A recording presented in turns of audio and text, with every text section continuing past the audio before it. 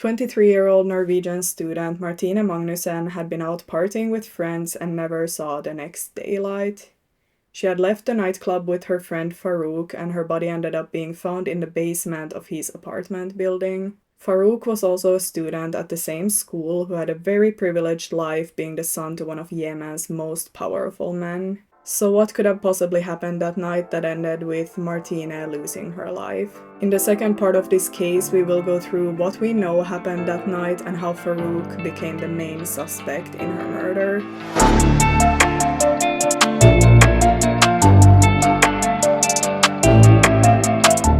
So hello everyone and welcome to my channel. My name is Elin, and on this channel I cover true crime cases that have occurred in the Nordic countries. This is the second part of the case, so if you have not watched the first part, I totally recommend you go watching that because it will be hard to understand this video if you haven't watched the first part. I have the first part linked in the description if you're interested, but with that being said, now let's get into the case. So Farooq and Martine were seen leaving the Maddox nightclub in the early hours of 14th of March 2008 at 3:20 a.m. and this was caught on CCTV from the nightclub. They then walked towards the taxi area and most likely got into a cab together. That same night on the 14th of March at 4 a.m., Farooq updated his Facebook page stating that he was home alone, which was definitely suspicious because why did he have to let people know that he was home alone in the middle of the night? But if that's not already a huge red flag, on the 14th of March at around 2 in the afternoon, Farooq actually flew away from London. A friend of Farooq who was living close by stated that he came over at 5 in the morning a bit stressed and told him that he had to fly home due to a family emergency and left soon after. At around 9:30 on the same day, he called a friend living in London, telling them that something had happened to his family and that he had to fly to Egypt as fast as possible. The SIM card in his phone had been taken out as the phone was not traceable, but according to his phone records, he had been in contact with various family members very early in the morning that Martine was murdered. Police have flight records as well as CCTV showing that Farouk Abdulhak left London for Egypt before Martine was even reported missing and landed there at around 8 in the evening. It is believed that he then fled to Yemen in his father's private plane because his father actually had a business meeting in Norway that day and landed in Egypt at around the same time. At some point during these days, Farouk also deleted his Facebook page completely. The police started to wonder what could have possibly happened that night that ended in Martine's death, and one theory was that maybe Farouk tried something with her again and she rejected him. It was established that there was a sexual element to the murder, but apart from that, the motive is still to this day unclear. Strangulation is a very rage-filled, personal way of killing someone, so there must have been some type of anger behind the attack. It was, however, clear that the biggest person of interest was Farouk, and his apartment was searched once again. There had been some type of attempt to clean up the crime scene or cover up the tracks in his apartment, and as I stated earlier, they did find the grey top that Martine had been wearing that night. Investigators also found traces of blood in the staircase leading down from the apartment to the basement that someone had tried to clean up. It was therefore pretty clear that Martine had died in Farouk's apartment and that her body had then been moved down to the basement. The investigators tried to get in contact with Farouk or make him come to them and cooperate, but he did not, so instead they just tried to figure out where exactly he was. At this point, the case exploded in the media, and friends have stated that Martine was described as a promiscuous party girl, which was far from the truth. She liked to have fun, but she was a smart, warm, and well-liked woman who worked very hard to get where she was in life. Martine was a devoted student who had pretty much everything going for her in her life, and the fact that she liked to have fun with her friends is just not relevant. But this really shows how the media will kind of create their own narrative just to make the story more interesting, and it's super sad, to be honest. Anyway, the investigators contacted the Foreign Office, and it was clear from the start that this was not going to be an easy case to handle. Yemen was, during the time, a strong base for Al-Qaeda and was also known for terrorism within the country, and since the UK had taken a strong stand towards terrorism, it complicated the situation. On top of that, Farouk's family was one of the most powerful families within the country, so getting him returned to the UK would also not be an easy task. His father immediately contacted the interior minister to make sure that his son would be kept within the country, and he succeeded. The investigators had absolutely no jurisdiction in Yemen, and there is no agreement to return people who have possibly committed crimes between Yemen and Great Britain. The constitutional law in Yemen also forbids extradition of citizens who have committed crimes in other parts of the world because they are supposed to serve their sentence in Yemen. Farooq had basically traveled to a country where the British law did not reach, and that basically made him a free man. He also got a lawyer pretty fast, got a citizenship in Yemen super fast because he grew up in Egypt and actually did not have citizenship there before this case, and he then ended up just disappearing from the public eye. Finnes et rettsvakuum der ute, altså et rettsvakuum som noen kan både spekulere i og planlegge kriminelle handlinger ut ifra, og gjøre det egentlig veldig usikkert både internt i vårt eget land og hvilket som helst sted på denne kloden med tanke på manglende rettssikkerhet. Så jeg liksom håper at det skal bli hva skal vi si, fortsettelsen av Martine-saken, og at vi klarer å ende opp med et nytt regelverk som fyller igjen dette rettstomrommet som Martine-saken har adressert. Fordi klarer vi å få den igjennom i den forstand at vi får en etisk løsning på den, så vil rettssikkerheten i hele det internasjonale samfunnet bli vesentlig forbedret, fordi ingen, absolutt ingen, vil deretter kunne regne med at de er 100% beskyttet av et lands manglende utleveringsavtaleregime. Så da kan komme noe godt ut av det for deg og alle andre mennesker, så er jo det den beste måte, synes jeg, å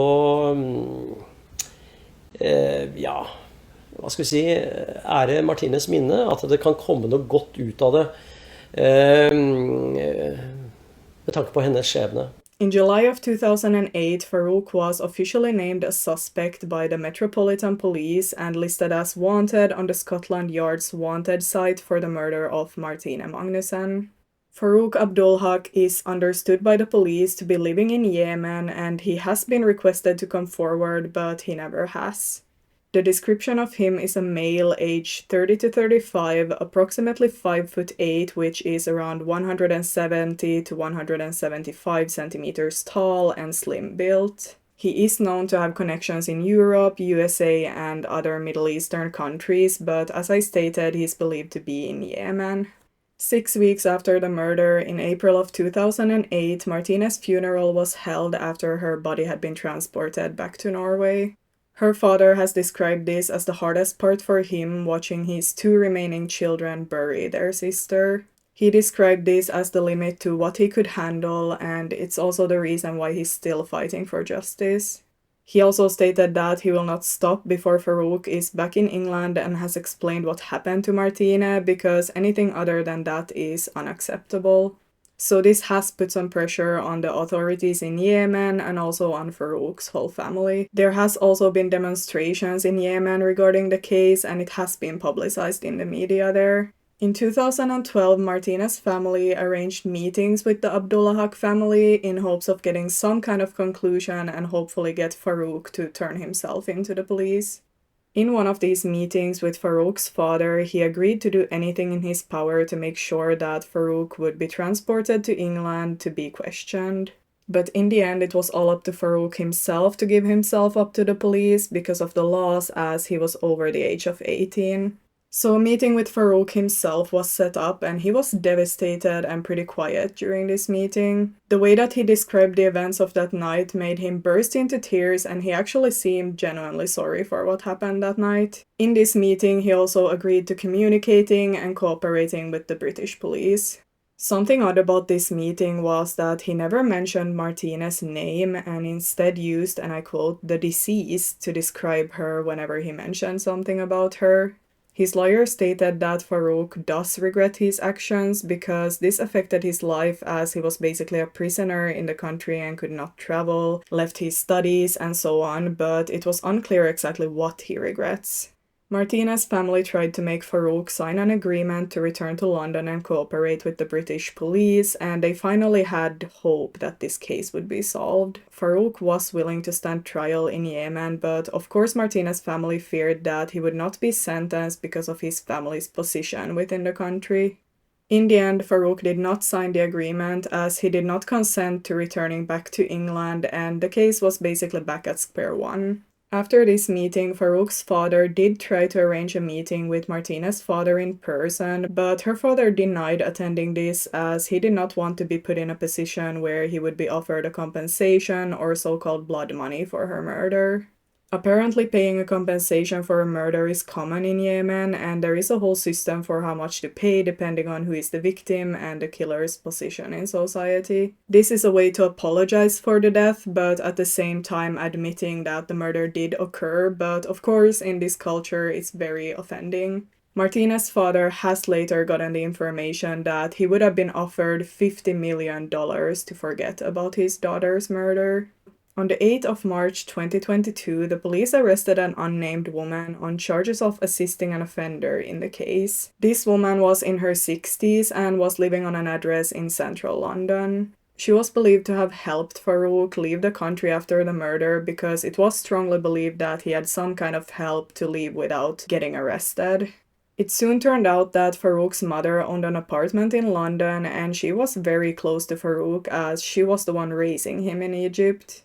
Her and the children would sometimes travel to America and stay there for a year, and Farouk's father would not even visit during this time, so she did have a special bond to the children. She was described as a traditional mother who would cover for Farouk's mistakes and even hide them from his father. Farooq definitely got special treatment from her compared to the other children, and he was very spoiled by her. So it's not too far-fetched to believe that maybe she helped him, and I mean it is his mother who would probably want to protect him. It was believed that after Farooq landed in Egypt, they all went to his family home and made the decision that Farooq would not stay in Egypt and instead go to Yemen. Many people in the families surrounding has stated that Farouk's father actually wanted him to go back to London and give his witness statement, basically stand up for what happened, and also that he was very angry about the situation. According to these sources, Farouk's mother convinced him not to listen to his father and wanted him to go to Yemen instead. Anyway, she was freed on bail, and from my understanding, it is still an ongoing investigation.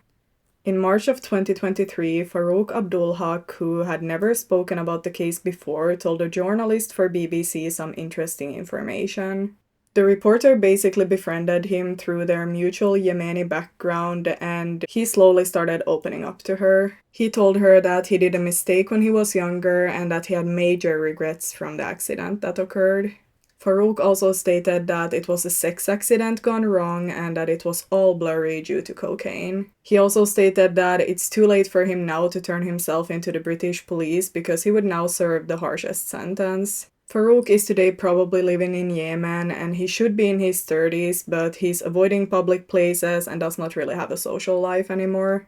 Overall, Yemen is not a very pleasant country to live in. There has been the 2011 to 2012 revolution in the country, and a civil war is also ongoing. Farouk's father has also passed away, and the next generation within the family has taken over his businesses, so Farouk no longer has the same protection as before. People in his surrounding have stated that he basically lives as a prisoner, completely isolated from society, and does not really have a free life anymore, but I mean, he still lives off his father's wealth, and I don't personally believe that his life could be that bad compared to prison. After all this time, I'm very doubtful that Farooq will ever cooperate with the police, but there is a chance if he just decides to do the right thing after maturing a bit. The case is still considered an ongoing investigation, and Farouk Abdulhak remains wanted for the murder and rape of Martine Vik Magnussen. The police appealed to him and those close to him to advise him to return to the UK to stand trial, but until then, I don't think the case will move any further. I want to give huge credit to Martine's family who have been fighting so hard for the case to be solved, especially her dad who has really dedicated his life to solving the case. But there is still a family who lost their daughter and never got justice for what happened to her, and that's just super sad and unfair. And honestly, seeing her family in the documentary that I watched, they just seem like such great people, and it's super sad that something like this happened to them. But that's where I'm going to end this video today. This has honestly been a huge case for me to research and to cover, but I also feel like it's a super interesting and important case. So thank you so much for watching today. I hope that you also found this video interesting and that I will see you in my next case. Goodbye everyone.